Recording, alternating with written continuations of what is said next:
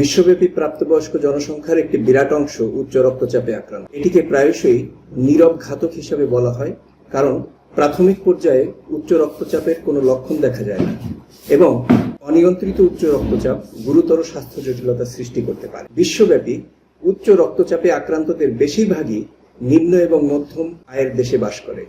বাংলাদেশে 6.2% প্রাপ্তবয়স্ক উচ্চ রক্তচাপে ভুগছেন। বাংলাদেশে উচ্চ রক্তচাপে আক্রান্ত শতকরা 88% মানুষ জানেনই না যে তাদের এই রোগ রয়েছে।